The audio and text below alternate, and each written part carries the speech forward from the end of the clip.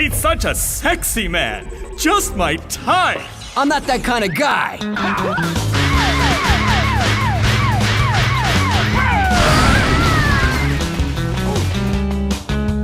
Clover Studios, the developer behind Beautiful Joe and the upcoming PS2 exclusive Okami, takes a creative approach to the action fighting style of Devil May Cry with more customization and plenty of class, sass, and kicking ass.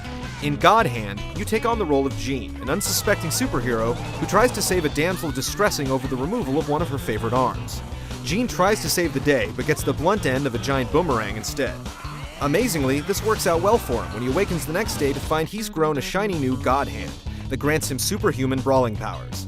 Well, actually, it's more like a God Arm, but we're guessing God Hand made a cooler title.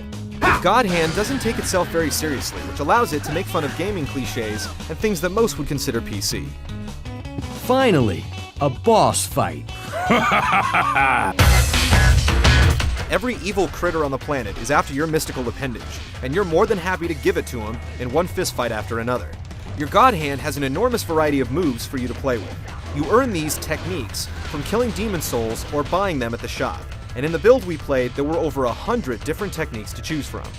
All of the face buttons, X, circle, triangle, and square, activate your various punch, kick, and finishing moves. But if you don't like the way they're lined up, you can adjust each combo and string together your own unique sequences. Your perspective is locked behind your character, so you move him and the camera at the same time. Pressing L1 will flip him around 180 degrees, just in case someone is sneaking up behind you. And if they're about to get the upper hand, you have various defensive moves available via the right analog stick. Have your pet neutered or spayed! There are also special roulette moves that can be obtained or purchased. These do various things like replenish your health or deal massive amounts of damage.